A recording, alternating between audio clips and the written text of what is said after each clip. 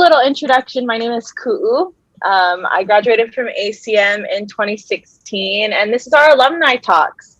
Today I have my former classmate Nakoa with us. So we'll get into his story and we'll get to ask him some questions about how ACM helped him in his career that he has now and kind of what he has going on as far as his job and also creative projects. I'll give like a couple more seconds to let people in before we officially start. How's everyone's day going today? It's Thursday, which is what I call the 3 p.m. of the work week. We're like this close to Friday, you know what I mean? But we're almost there. We're almost to the weekend. The 3 p.m. of the work week, you know? Is it? I think, okay, so how do you feel around 3 p.m. every day? Is it just me? Do I just like hate life and want to be done already? I don't know. 3 p.m. is like my down. It's like when I'm coming down from the work day, you know? So like Thursday is the down. It's like, dang, we're so close to the weekend. I'm almost there. Also, it's Earth Day. Yeah, happy Earth Day, everybody. Happy Earth Day, guys. Lama Honua for sure. Okay. Oh, somebody else said happy Earth Day, guys. I want to post all my hiking pictures today just because I wish I was outside. All right. I think we're good. I think we're good to start. And if anyone else comes in, it'll be fine. They can catch us up. So anyway, again, my name is Ku'u. Thank you so much for coming today. We're going to be talking to Nakoa. He's one of my classmates from when we were in the ACM program. But before we go into his story and kind of let him intro himself, we have a little video that we're going to play for you.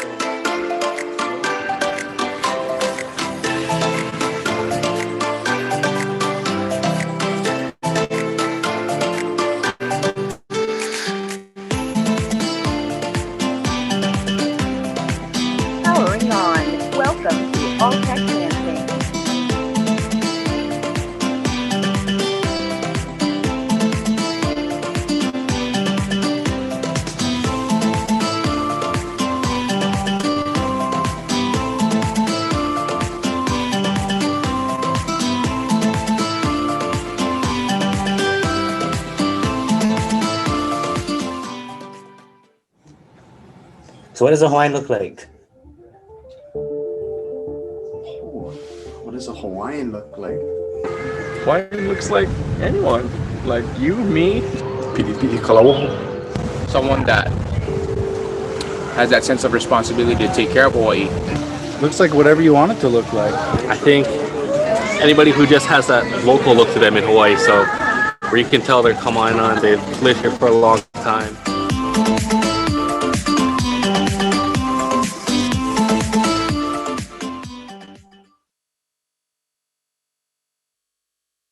Yeah, that was so fun. Thanks. I love these little reels that they make for us. It makes us feel so professional.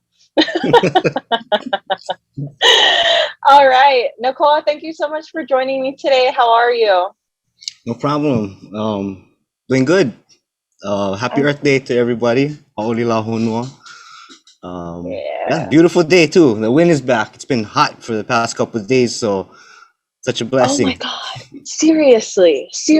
I live in Eva, so it's been super hot. Where do you live again, Nakoa? In Kaneohe.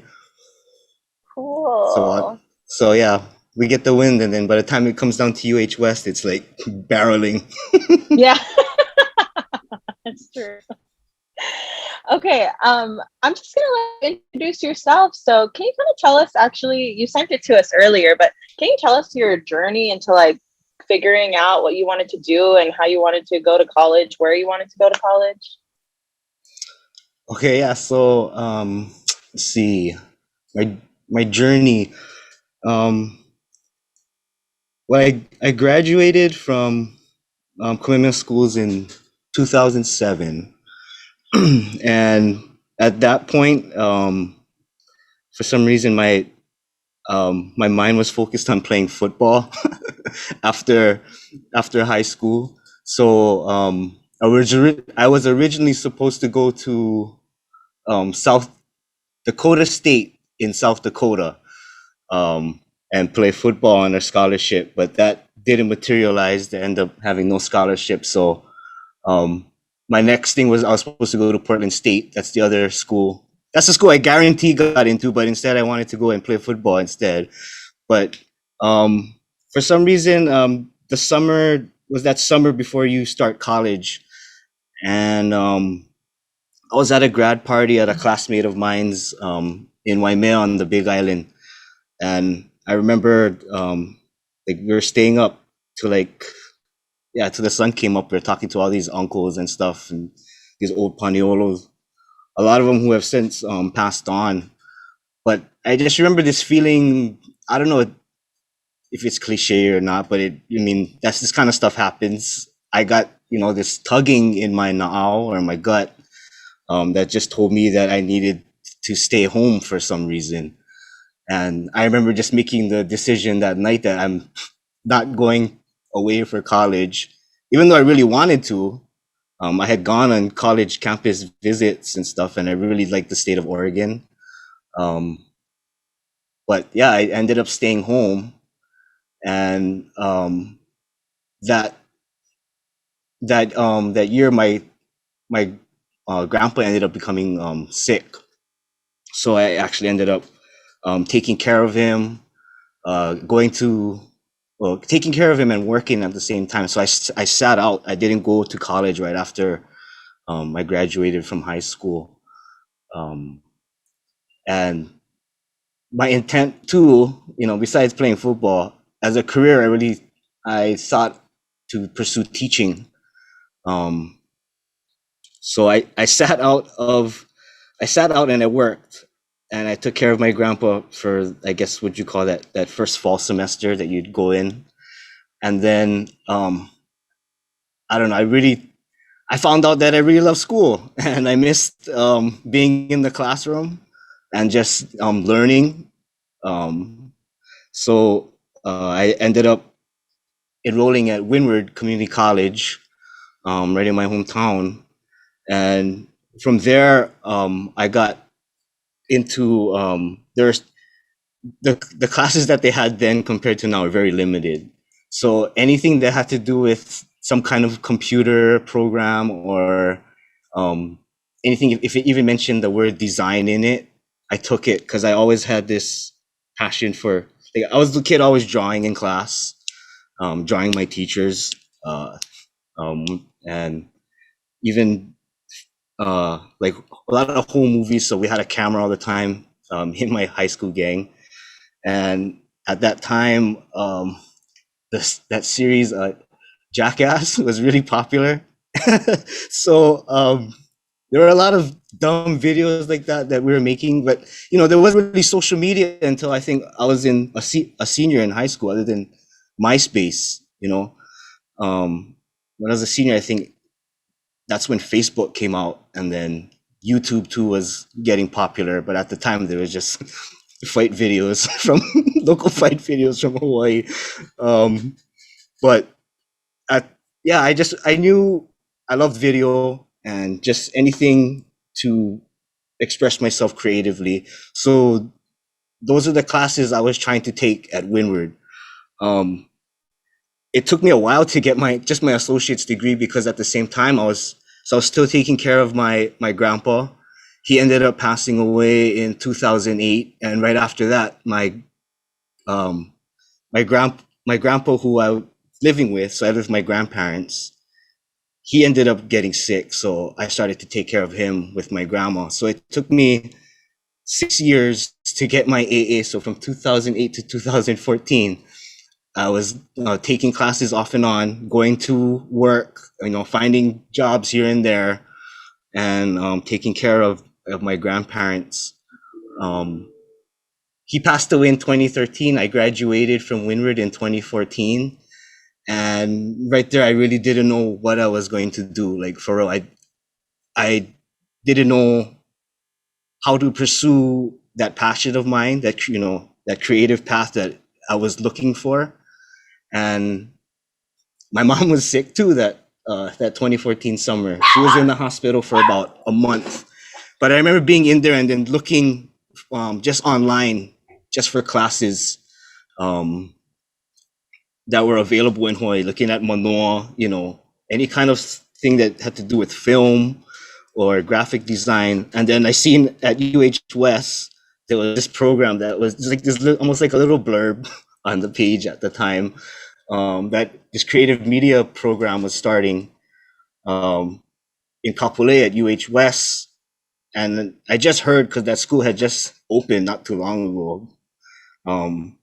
And I figured, you know, why not? I'd rather drive out there than drive to town and, you know, sit through traffic. Because when I come from Kaneohe, I'm going against the traffic. So that worked out. So yeah, I ended up enrolling. I was like the first of, I was like the first group of students they had. It was like one of 4 original. And we were just in this one, we were just in the lab, the current ACM lab now, yeah, Charlotte. No, the smaller one. Oh yeah, it was just half. It was yeah, half of. size. Yeah, it was half of that. Oh yeah, a bit smaller. But you know, even being there, I was happy because the classes were. I mean, there's 4 of us in the class, but the other classes I was taking, it was intimate. You know, like Windward, where I came from. You know, you got to know your professors. You know, you saw them around more than I think you would see them if you went to Manoa. And even though it was like a totally different environment, you know, it wasn't, you know, the cool Windward side. It was, you know, to me, it was like the hot West side, you know, in the Dust Bowl. But, you know, I really ended up, you know, loving that campus just because, you know, whatever worries I had, I kind of left on this side when I left. And once I went to that puka in the mountain, I just, you know, was able to think probably a little bit more clearly at when I was going, you know, taking care of everybody at that time. But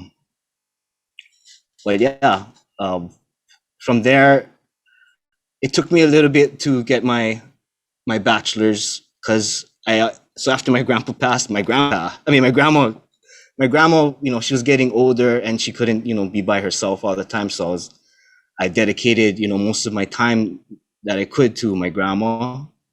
And she ended up passing away last year, but she was also a big drive for me to make sure that, you know, I keep going. She knew I love videos and making stuff creatively.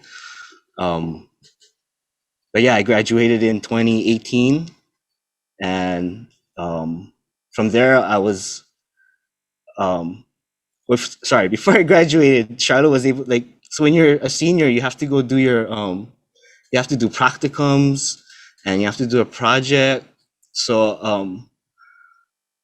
I was fortunate to be able to be, so I did an internship with PBS Hawaii in their program, working with their TV program, Hikino, that deals with, it's a really cool program where they work with schools in Hawaii and have, it's a student produced kind of news program that they show, like, they give them really good standards anyway, for the students to have. So by the time they're like, you know, in high school or college, they're ready to go.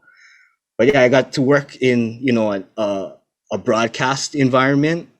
And they even let me produce a couple segments for the show, which was really cool. So I got a lot of experience being in that kind of environment, knowing, even knowing how to edit, you know, because that was my main job over there. And even through there, I was able to make some relationships with some of the people that work at PBS and at UHOS, like Heather Juni. Ended up working with her and her production company. And I worked on a couple episodes for the PBS series Family Ingredients, like a travel cooking show with Chef Ed Kenny. So that, you know, that opened my eyes up to, you know, what's available outside of outside of the school. And through my experience, I was able to get hired through Windward Community College, right in my own hometown. So I'm able to give back to the campus that I don't know, help me get my life back on track too. But yeah, I graduated from 2018, and that's I'm working at Windward now. I first started off in the marketing department, learning how to do all kind of, doing promotions and video work, graphic design, everything that I was taking at UH West in the creative media program, which was it was a general concentration. I didn't, focus mainly on one thing.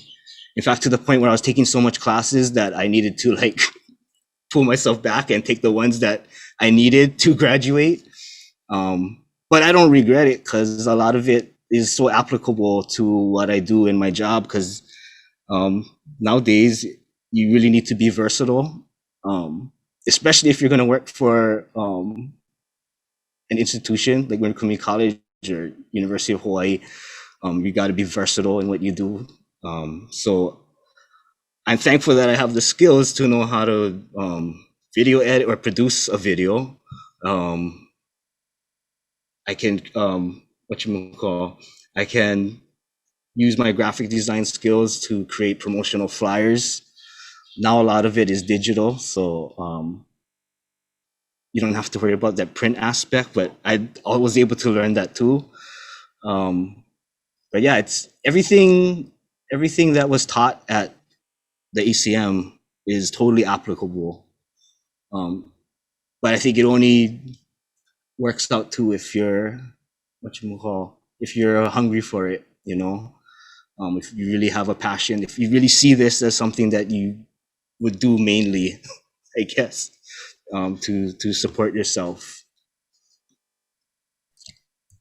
Yeah, man, thank you so much. You covered like a lot. You really went through your history. So no, I'm glad. Just like a couple of things that you mentioned as you were coming through it.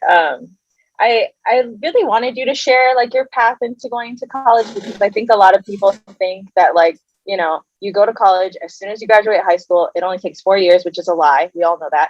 And then you get out and then you have a job immediately, So I think it's really important for like some of the people in the audience and like other creative media students to know that like if it takes you a little more time, figuring out your priorities.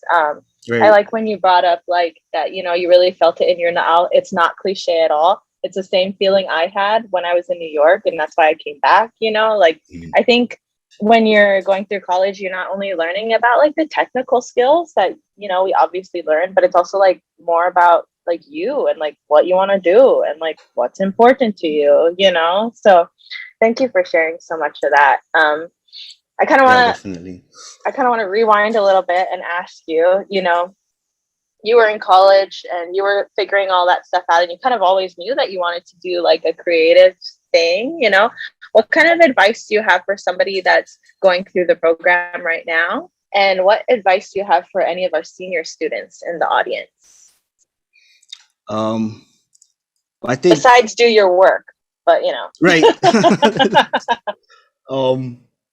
I think right now, especially, I think, with everything being so digitally focused and just everything is really visual these days, I think being in the program is, so I'm trying to get my words together because, creative media is something that I think a lot of people, it doesn't register with them right away. But when they start seeing what it actually is, they're drawn to it. So being in the creative media program, it's definitely going to help prepare you for the future. Definitely. That's not a cliche with this. It really does help you and prepare you for the future.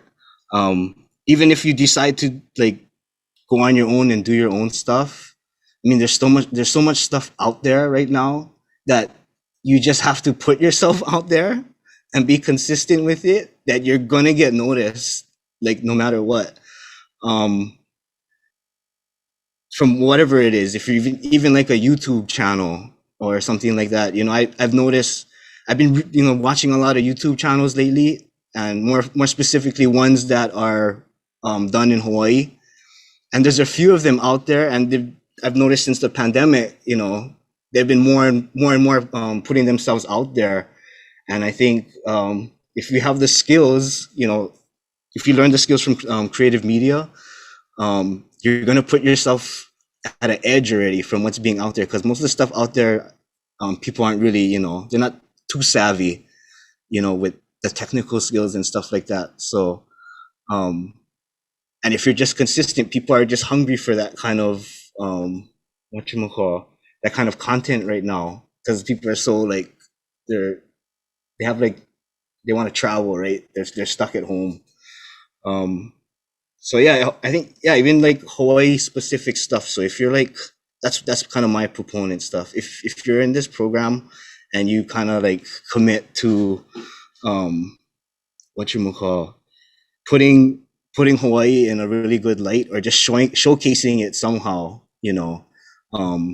someone's gonna find you somehow. Like it's I don't know, people ask me all the time this kind of advice, what should they do after they graduate, or I'm thinking about going into acting, or I think about going into film, or I've been working on some drawings and I think I could make something or make a business with it. I just tell them to do it, because most of the people that do it, as long as they do it and they're consistent, they have success. And that's something that I'm trying to get myself in gear to right now. I've been telling everybody just do it, and there's a lot of stuff that I should just be doing, but it's just taking that first step and not being afraid to put yourself out there. Sorry if that was like different from what you're asking. No. I think you hit on something that I think a lot of people, even for me, I'm really still working on. It's about like having that confidence to put yourself out there creatively. Yeah, the confidence. When I like, even in my work, I've heard that like, people can be really precious about their work, right? And they like don't want to share it, and they're like, I don't want people to judge or see like what I'm doing, like people can get really in their head about it. But I loved your advice about like just doing it, because I think you're right. It's just taking that first step into like the things. And like, I mean, honestly, like if you think about how much media has grown, I mean, and how much skills you have in this program, you could just do it on your own. You know what I mean? So no, I think that's great advice. Do you have any advice? Oh, sorry, go. I was gonna say, that's why I put my mic on mute, because I talk too much. So just cut me off. No cut me off. Well, I was just gonna say, like most of you out there, definitely, follow social media and stuff. And I know you folks see the trends, and I know you folks see people out there that maybe necessarily they don't have, the skills technically, but they're putting stuff out there. It's not necessarily the most aesthetically pleasing, but people are buying it. People are like, really getting into it. But, that's what I mean. Just don't be afraid to put yourself out there, because if you see stuff like that, and then you know deep down inside that when you put something out there, it's a little bit more refined than what's out there, you guys are going to be successful, guarantee. Yeah, what's like a one thing that you do that helps you build your confidence, like when you're doing like your creative work? Do you have a tip for people? Well, to bring up an example that I go through now, so part of my duties in my job, I do interviews and documentary work. So I've been documenting a lot of the kupuna on this side who have like, recollections from way back. We're trying to get, after last year, a lot of kupuna went. So we're trying to get this documented, before, they're gone. And that's for real. But for me, when the confidence thing happens, like I'm still trying to, be able to direct.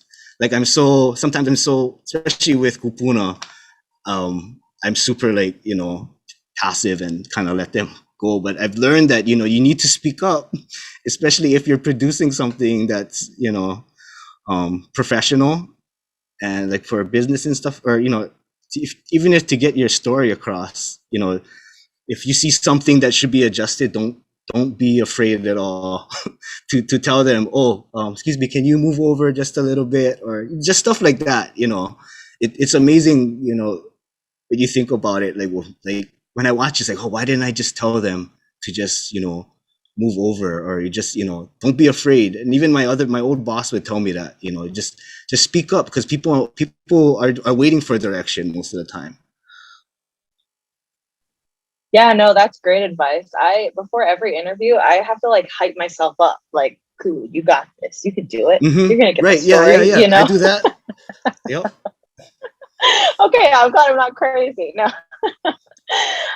What kind of advice do you have for people who are looking for internships and trying to make those connections? I mean, you can talk to us a little bit more about Kikino and like working with Heather, but yeah. I would just say, like in the case with PBS, I don't know. I guess I've always just been so into creative media and stuff like that. When I got, well, Charlotte helped me. She facilitated that internship with PBS. But definitely, like, internships are super important because they lead to jobs. Like, definitely, like it's something that you can put on your resume and in your portfolios. That was one big thing. I was super thankful for that. It's part of the program that you have to go through this stuff and do these things, because that when you come out, you have something ready to go for employers to look at. So yeah, internships, go ahead and definitely take them, and just, or even like if you're not sure if a place offers an internship, just like I said, just ask. It doesn't help to just go ahead and put yourself out there and ask. Maybe give them some examples of what you do, and then just say why, your what your passion is and why you want to do this, and I'm sure you can find something. But UH West really helped me out that way too, with networking. Yeah, same. I was gonna put in the chat that like the keyword and everyone's probably alumni talk is gonna be Charla, but Charla's gonna be like, no, see, like she's shaking her. No, same. Like and I just talked to somebody who's doing. She put "coo" in the chat. What? But I was just talking to somebody else about like internships, and I think like, and doing it as your senior practicum is like feels like the easiest thing, right? Because I mean, you already have to do it for school, so you might as well apply it for credit. I wonder if you have, well, I think something that's really interesting about your job right now is it seems like you can blend the things that you really like to do and the things that you really value, especially in like Hawaiian culture, and you get to like work that into your job. I mean, I think a lot of us, especially as creatives, like we want to feel like we can do that, so why don't you just tell us like how you got your job that you are in now, and like what you like doing, or like what's your favorite part of it? Okay, so the job that I got now actually happened because last year we went through the pandemic. There are cuts that are happening all over the place. So unfortunately, in our marketing department, we were unable to justify 3 people in the marketing department, so they had to get rid of me.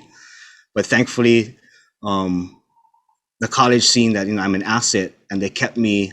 I'm under a grant position now, which is good because I don't have to worry about any kind of pay cut or anything. But I worked with in their early college program at Winter Community College. So quick plug, we have an early college program that works with high schools, mostly from the Windward side, and charter schools too. I think, and we work with Unwinwe and a lot of emerging schools. So I help create content, whatever they need for that. If it's a promotional flyer, I run their Instagram account at WCC_ECHS, if you guys want to check that out. But it's mostly through like Native Hawaiian lens. So we try to incorporate a lot of practices, like, you know, ho'oponopono and what you call. Now, so it's kind of a little bit hard because it's not as face to face. Before, you know, we had kids coming in, they could work in the wood shop and all that. But yeah, so I ended up working here, and so I partly do promotional stuff, and then I do the interviews. That also is for our grant, documenting the community members that have mostly to do with stories from the Windward side. But interesting enough, though, like I said, I originally wanted to become a teacher, yeah. And I also wanted to pursue Hawaiian studies. Growing up, I had a really strong Hawaiian background. I was brought up by my grandparents, and then my parents were heavily involved in the Native Hawaiian movement. So a lot of that stuff kind of shaped me and my perspectives and my desire to kind of help tell stories, you know, in sort of a native lens, but like, you know, hybrid it to where everyone can understand, you know, today. So yeah, I'm sorry. What is that? No. Oh yeah, I was becoming a teacher. So yeah, I said I want to become a teacher, but then, you know, taking this path, you know, really, like I said, it makes you versatile for different jobs, right? So I was told you could always become a teacher later, which coincidentally I'm going to be teaching some summer classes. I think that's where they're asking me to do that. So I mean, it'll come around somehow, you know, I guess, if you want to become a teacher, but going to what you're passionate about. So even like Hawaiian studies, I didn't end up taking Hawaiian studies, and not a knock on to Hawaiian studies, but especially for me, who's someone that's always, you know, trying to promote Hawaiian studies, but if you just have Hawaiian studies, sometimes it kind of narrows you into like positions, like, I don't know, sometimes you could be like a cultural liaison or Hawaiian language teachers, which is, we need them all the time, but you know, they're always focused around, you know, on the educational side too, right? Which is good, but since I have creative media, I'm able to go, you know, all over the place, and I have a background in Hawaiian studies, you know, so yeah, creative media is really versatile, and it allows you to work in all kinds of positions. Yeah, no, for sure. And I think, well, I'm going to open it up to any questions, guys. If you have a question, you can drop it in the chat, or you can unmute your mic and you can ask Nakoa yourself. If no one has a question, I have a follow-up question for him. Anybody? Raise your hand. No? Okay.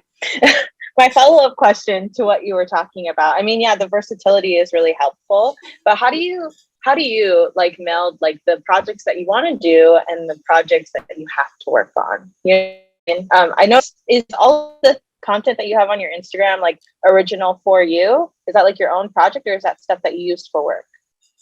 So it originally started out just me, and then I ended up using it in our Instagram to, you know, as a visual attractant to get people to land on our page and stuff like that, which is yeah, fortunately it's been working. We've been gaining followers, which also has to do with consistency. But yeah, sorry, what were you saying? Yeah.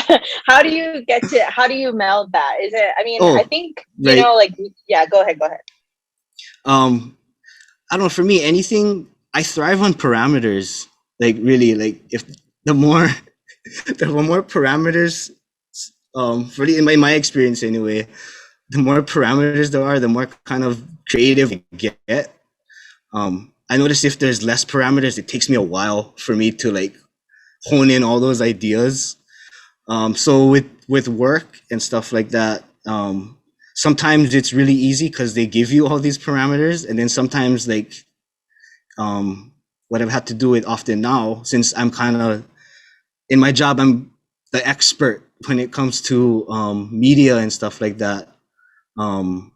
I've kind of had to make my own make my own parameters, for certain things. Like, when, especially if they just tell you, okay, go out and then just go film kupuna so and so, and then put it in, produce it and show us at the end, we trust you, stuff like that. But at the end, there's always room for improvement. So by putting parameters on yourself, I think that helps. Getting through the process. Yeah, for sure. I like clear expectations. Like when I work on projects, like I need to know exactly what you want from me, and then I'll be able to and then I can work around it, like in whatever I'm working on. So I get what you mean by setting that up. Where do you go for inspiration? I mean, so let me just backtrack a little. You illustrate, you're technically just a content producer, right? It seems like you do video, you do illustrations, you do graphics, where do you find your inspiration from for all of these different mediums? So I like to, lately it's been a lot of Instagram and seeing what's out there, because there's so much cool stuff that's out there right now. Especially with, the current style is a lot of vector art, and that those nice minimalistic illustrations that are being put out there. Books, and to be honest, a lot of my inspiration, I'll drive. I'll just drive, and sometimes you need that to clear your head, to let stuff come in. And sounds weird, but I go up to Hawaii Memorial Cemetery up here all the time. I mean, it's a graveyard, but it's a beautiful place, and it's quiet. No one's gonna bother you. So often I'm up there and just clearing my head so stuff can come in. TV, you gotta be especially with creative media. I think you gotta open yourself up to what's out there. If you close yourself off to only the things that you like, then you're gonna get stagnant, I think. So I'm always looking at all the different platforms that are out there, just seeing what's out there, seeing what's trending, seeing if the trends are worth it, stuff like that. Yeah, for sure. With media, it's kind of you always have to be you have to know what's going on and what's trending and what's viral. I feel that also a lot of old stuff too. Old vintage, film stuff, old documentaries. I watch a lot of older locally produced documentaries, some from Uncle Eddie Kamai. He's one of my whatchamacall, those people that you put up on your wall if you had people that inspire you. He's probably the one that I grew up watching his stuff, and I grew up around a lot of kupuna too. So his work that's also another thing that made me get into film too, and storytelling.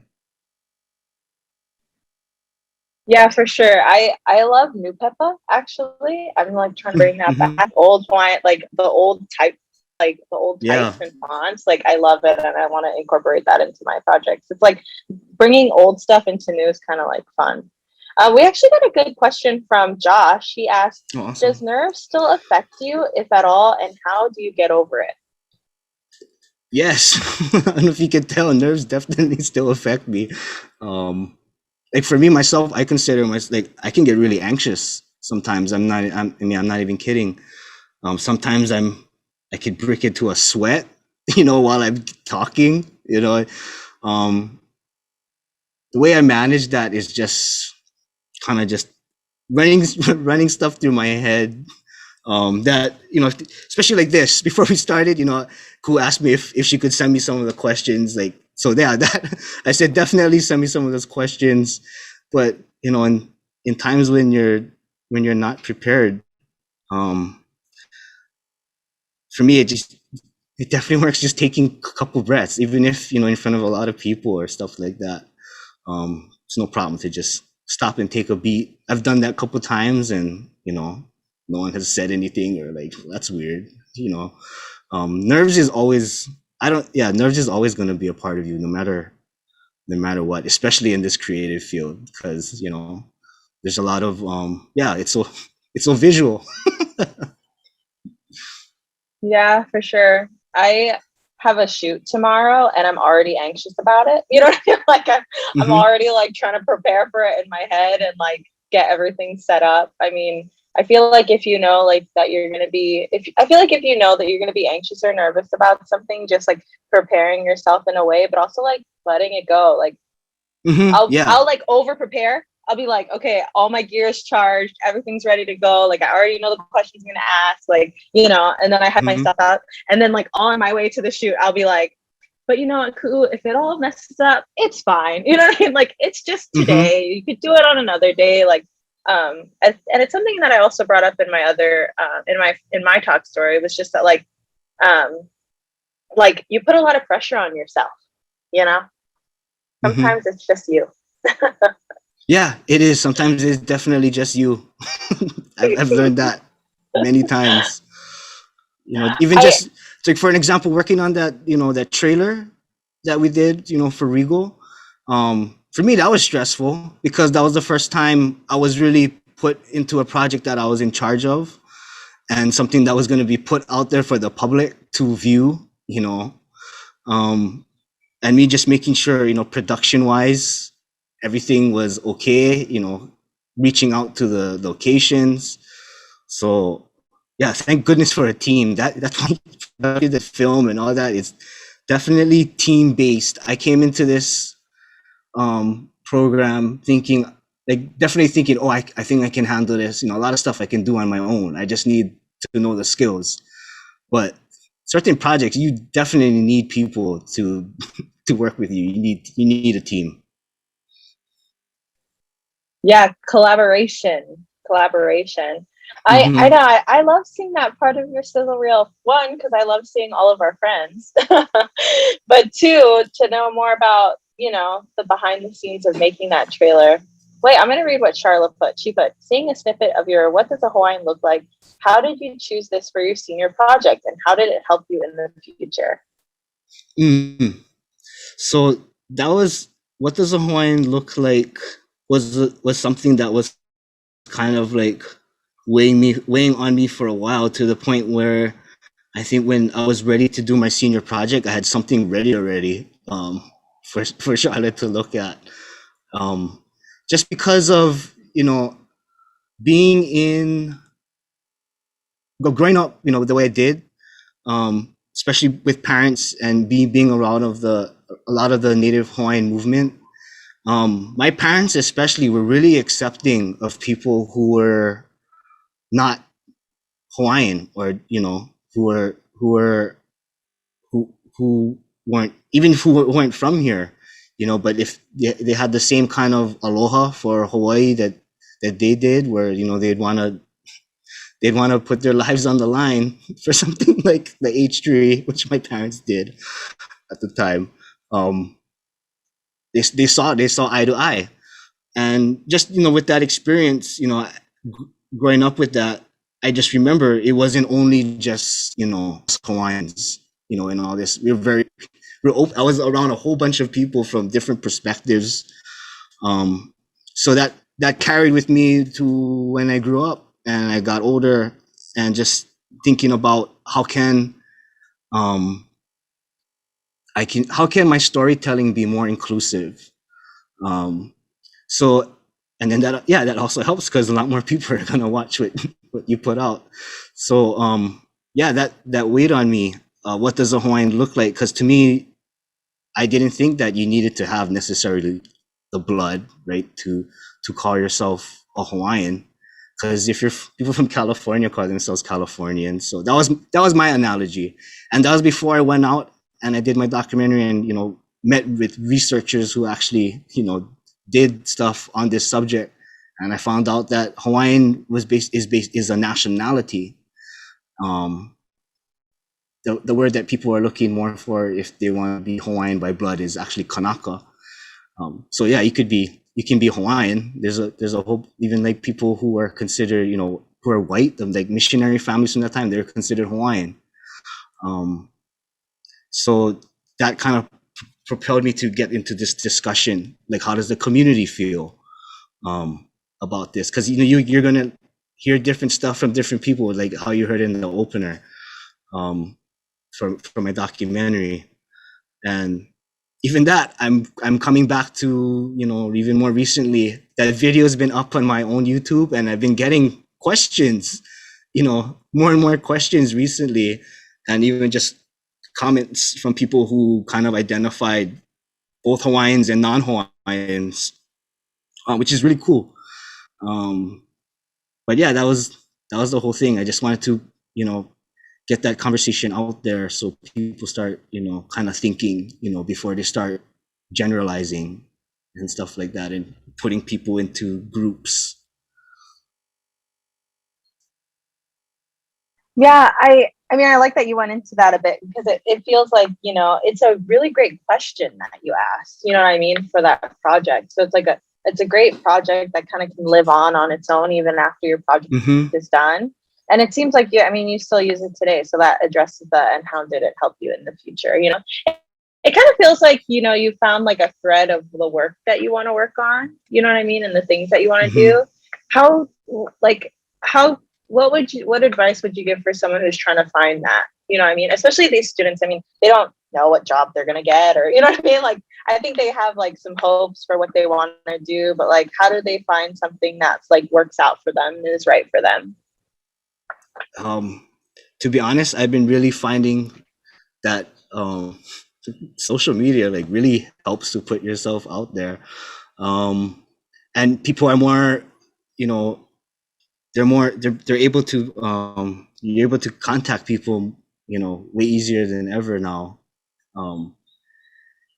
And I'm only saying that because people have said that before. Oh, I reached out to so and so, or I tagged them in a certain thing that I put out on IG, and they responded. And then lately, I've done some of that. So I've been able to work with some people, just doing some simple illustrations like that. But like, it really just comes down to really putting yourself out there and being consistent, so people can see that, you're really passionate about, and then, and then just reaching out. I think no matter what, you're gonna land on something, especially Hawaii. A lot of people are looking for stuff too nowadays. I've had so many people contact me for editing videos, or just graphic work, or even like running a Zoom meeting. Just because I went to ACM. He must know how to do a Zoom meeting, which I learned on my own. Right, I didn't have Zoom back in the ACM, but those are the kind of opportunities you open yourself up to when you put yourself out there. Which is, I don't have any bigger advice than to really just put yourself out there. Yeah, I got a good question from Tanner. I'm going to read it. Question about versatility. Versatility is an excellent skill to have, as it allows one to take on that. Some people may try to take advantage of a person's versatility for their own personal gains. At what point do you draw the line when it comes to how you distribute your skills? That's a good one. It is a good one, especially for me, because I've had to be someone that had to find his voice when it comes to laying out some stuff. If you feel that you're being taken advantage of, then definitely speak up. You cannot be a pushover in this line of work. Yeah, I love that. You can't be a pushover. You really can't. Even in my work, in my job, I very much have to be like, this is my lane. This is what I do. And anything outside of that is either somebody else or you're going to pay me more. You know what I mean? Like, you really have to set up that for people, right, especially with, everybody in this room, we all have a lot of skills. We can do a lot of things. And it's just natural for where you work to be like, hey, can you do this? Or can you do this or something else? But yeah. Right. Definitely. I guess in my old job when I was working in the marketing department, we get people from all over the campus, and so we get all kinds of demands. So at the same time, for me, that kind of helped out too, being flexible, because sometimes there are certain situations where you do have to be flexible, and that's not necessarily being taken advantage of. It's just, taking care of business. Yeah, no, same. I think it's like versatility and like adaptability. You know what I mean? Being like very adaptable to the situations, especially if media landscape's like always changing, Mm-hmm. Just so everyone knows, we only have about 10 more minutes. So if you have a question for Nakoa, you can like unmute yourself, raise your hand, drop it in the chat. Feel like 10 seconds to do that before I ask him my next question, which will kind of be like this follow-up to Tanner's question. Yeah, that's a great question. And I also want to point out that like because I realized what I just said. Like I can only say the things that I said because I've worked at this place for so long, right? And like and I, what I mean? Like don't say that like immediately when you start a job. Like I'm not gonna do anything, you know what I mean? Like that wouldn't be like the best first impression, but I think that goes back to what we talked about in the beginning, right? Is like confidence, and like you gotta have the skills and the experience to build this confidence to speak up for yourself as a creative. Like, yeah, definitely. Even if it comes down to like making creative decisions too, like if you have the background and if you know that, say if someone's coming to you with a design that is totally like design wise it's off, like what you learn with Charla, and you see stuff coming in that looks like it's from like a third grader could do it. I ran into stuff like that at my current job, and I've had to, that's one of the first instances where I really had to like put my foot down on the ground and say, as someone that's putting out stuff for this college, there's a certain look that you need to have, and no one's gonna take this serious. You have to explain it to this person to the point where I was telling them I'm not trying to be I'm not trying to hurt feelings or anything. I had to have one of those talks, which I never thought as a person I would have to have with someone, but it's gonna come up. It's gonna come up sometime, definitely, especially if you're doing graphic design, it's gonna come up, and then you're really just gonna have to, put your voice down and be ready. I was ready with examples already when they were showing me what they wanted. I was showing the kids, look at this and look what's consistent out there. All the basic stuff that Charlotte teaches you. Is it legible? Can you read it? just stuff like that. Are you getting the main information that you want from this without having to find it? So yeah, that was a good thing too that happening, because after that, then I gained a little bit more respect at my position, and then on out, they just they trusted in my abilities. Yeah. I don't know what your name is. T-Stats in the chat said, just make sure that, is it Taylor? Yeah. Hey, I remember. Just make sure that nobody takes credit for your share of the work if possible. That's a whole other thing. Well, this goes to my next question though. How working with others is hard, especially in creative, like everyone just wants to, like everyone has ideas and everybody wants to contribute. And you kind of gave a great example of how you manage conflict at work, but just tips on collaborating with others and how to work well with others. So like my mentality is just remain as open as possible. Especially so I've had to learn lessons because, like I said, I was originally with the marketing team, and, we got along well.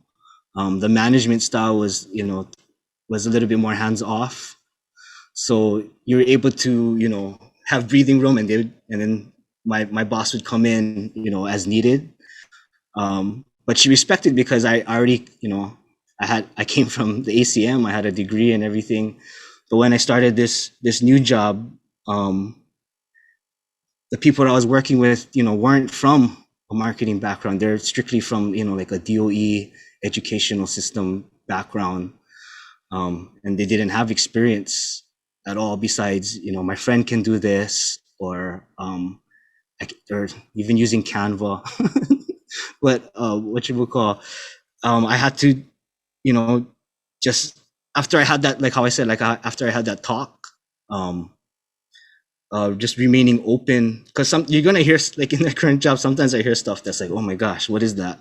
But you just got to be open and make sure that what you're doing, especially if you're working as a team, is at the end of the day, you're just making sure that you're getting your objective done. And like for me, at the end of the day, as long as I'm still making we're still making college look good, and our program looks good with what we're doing. That's what matters. And and you're gonna have to make compromises sometimes. You're not gonna it's not gonna be your show the whole time. It's definitely not. But yeah, just be open-minded. Yeah. It's not your show the whole time. Sometimes I gotta remember that also, but All right, we're coming down to the last couple of minutes. If anyone has any questions, you can drop it in the chat. Thanks for that comment, Tyler. That was great. I'm gonna give everyone a couple more minutes. Anything else you want to share with everyone while we're all here? I mean, I'm super appreciative that you came and took time out of your day to talk to us. This was awesome. Yeah, I guess my main message is, especially for someone like me who didn't necessarily graduate, textbook on time, like how you're supposed to, really just don't give up. Like for me, it got hard. Like I almost got to the point where, I almost didn't graduate. I was going through some, relationship problems. I was taking care of my grandma, and, there's all this kind of stuff that was affecting me. So do whatever you have to do to keep yourself afloat, even if you have to go, I went and I sought mental health, at UH-West, and a lot of that gets overlooked, but, that really helped me out and got my mind back on track, to graduating. I think there's a lot of us out there go through there's a lot of conflict in our lives, but we just have to remember that it and just think that it's temporary. It's not going to be like this, for the rest of my life. And then just keep to your passions. That's what's keeping me afloat right now. My passion for creative storytelling, creative media, all of that. I was able to survive. I took care of all my grandparents. I have one grandma that's still alive, but I went through that, and I have a job, and I'm alive, surviving. So yeah, really don't give up. I love that. That was so inspirational, honestly, just hearing you talk about that, and just like, we all go through hardships, but definitely for sure. Oh, look, somebody's clapping. Yes, for sure. Mahalo. Thank you. I mean, we got one more minute, Charla. Oh, yeah. Yeah, mahalo, gang. Thank you. Thanks, guys. Thank you, Nakoa. Thank you for sharing sort of a realistic perspective. I think a lot of students, don't necessarily think about, everybody suffers. It's just how do you deal with it and move forward, and don't let that become a sticking point. So everybody has problems, and you're gonna feel, sometimes you do feel alone, but you just, for real, don't like in school, like just keep your head up no matter what.